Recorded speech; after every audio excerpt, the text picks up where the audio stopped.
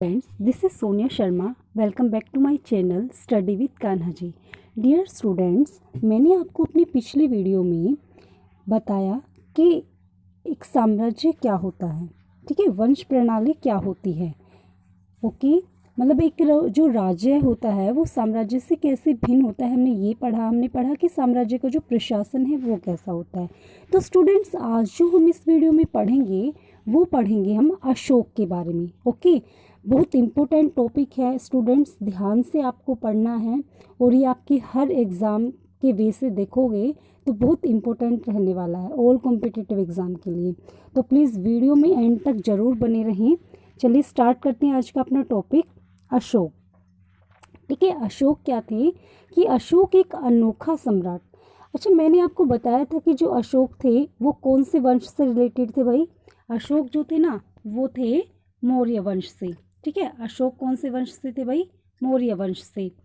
तो जो अशोक थे वो मौर्य वंश के सबसे प्रसिद्ध शासक थे और वो पहले ऐसे शासक थे जिन्होंने क्या किया था, अभिलेखों के द्वारा जनता तक अपने संदेश पहुंचाने की कोशिश की थी. ओके, अभिलेख क्या होते हैं स्टूडेंट्स, मैंने आपको बताया था अपनी वीडियो में कि जो अभिलेख होते हैं वो एक ऐसे लेख होते हैं जो कि कठोर पत्थरों पर उत्कीर्ण किए जाते हैं. ठीक है, तो ज़्यादातर जो अभिलेख थे अशोक की वो कौन सी भाषा में थे, प्राकृत या ब्राह्मी लिपि में. ओके, आप देखिए यहाँ पे इन्होंने एक युद्ध का वर्णन किया है और उस वर्णन को अशोक ने एक अभिलेख पर उत्कीर्ण कराया और उसमें क्या कहा है, उसने कहा है कि राजा बनने के 8 साल के बाद मैंने कलिंग विजय की. तो ये बहुत इंपॉर्टेंट क्वेश्चन यहाँ से निकल कर आता है कि अशोक ने जो कलिंग विजय की थी वो कब की थी स्टूडेंट्स, अपने राजा बनने के 8 साल के बाद. लगभग क्या था कि 1.5 लाख लोग इसमें बंदी बना लिए गए थे और 1 लाख से भी ज़्यादा लोग क्या किए गए थे, मारे गए थे. तो वो कहते हैं कि इस घटना से ना मुझे बहुत दुख हुआ. आखिर क्यों. ठीक है, फिर अशोक कहते हैं कि जब किसी स्वतंत्र देश को जीता जाता है ना तो उसमें बहुत सारे लोग मर जाते हैं और बहुत सारे बंदी बना लिए जाते हैं. इनमें बहुत से ब्राह्मण भी होते हैं, शर्मन भी होते हैं और ऐसे लोग होते हैं जो अपने सगे संबंधियों से बहुत प्यार करते हैं, कुछ अपने प्रियजनों को भी खो देते हैं. तो फिर वो कहते हैं कि भाई मुझे ना इसका बहुत पश्चाताप हो रहा है. अब मैं क्या करूँगा कि अपने धर्म का पालन करूँगा और दूसरों को इनकी शिक्षा देने का निश्चय मैंने किया है. ठीक है, फिर वो कहते कि मैं मानता हूँ कि धर्म के माध्यम से, ठीक है, धर्म के माध्यम से क्या है कि लोगों का दिल जीतना बलपूर्वक विजय पाने से ज़्यादा अच्छा है. अब देखिए अशोक का है ना परिवर्तन होता है, बहुत बड़ा परिवर्तन आता है अशोक में. वो ये मानते हैं कि भाई अगर हमें किसी का दिल जीतना है ना तो हम युद्ध करके नहीं जीत सकते हैं. हम कैसे जीत सकते हैं, हम लोगों पर परोपकार करके, ठीक है, धर्म का पालन करके जीत सकते हैं. तो उन्होंने क्या किया, अपने इस संदेश को भविष्य के लिए उत्कीर्ण करा दिया. उन्होंने कहा कि भाई मेरे बाद जो मेरे पोते होंगे, मेरे बेटे होंगे ना, वो भी क्या करेंगे, कभी भी युद्ध वो नहीं करेंगे. ठीक है, इसके बदले में उनको ये सोचना चाहिए कि भाई हमें धर्म कैसे हम आगे बढ़ाएं. फिर क्या था कि अशोक का कलिंग युद्ध. अब देखिए हम डीपली जानेंगे कि जो अशोक का कलिंग युद्ध था वो क्या था स्टूडेंट्स. तो देखिए जो कलिंग है वो कहाँ पर पड़ता है, वो जो तटवर्ती उड़ीसा है ना उसका प्राचीन नाम है. ओके, अब अशोक ने क्या किया कि कलिंग को जीतने के लिए ना एक युद्ध लड़ा था, लेकिन जो युद्ध में बहुत हिंसा हुई थी, खून खराबा हुआ था, जिसको देखकर अशोक के मन में ना खुद से ही घृणा सी आ गई थी. फिर उन्होंने डिसाइड किया कि भाई फ्यूचर में वो कभी भी युद्ध नहीं करेंगे. तो एक चेंज आ गया था उनके अंदर. फिर उन्होंने एक धम्म की नियुक्ति की. वो धम्म क्या था, अब हम पढ़ेंगे अशोक की धम्म के बारे में. तो देखिए अशोक ने जो ना अपने धम्म में किसी देवता की पूजा या किसी कर्म कांड की आवश्यकता नहीं है ऐसा बोला.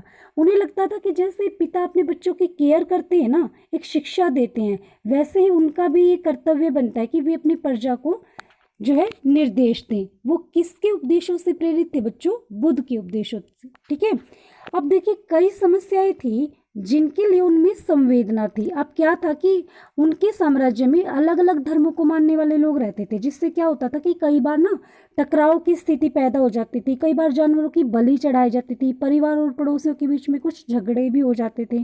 तो फिर अशोक ने फील किया कि भाई इन जो समस्याएं हैं, ये जो प्रॉब्लम्स हैं, उनका निदान करना उनका कर्तव्य बनता है, ठीक है। उनका ये ड्यूटी है उनकी कि भाई कैसे हम इन जो प्रॉब्लम्स हैं उनको दूर कर सके। तो इसलिए उन्होंने क्या किया कि जो धर्म महामात है ना, ठीक है, जो ये धर्म महामात थे, धर्म महामात अधिकारियों की नियुक्ति की उन्होंने। ये क्या करते थे कि जगह जगह जाकर धर्म की शिक्षा देते थे।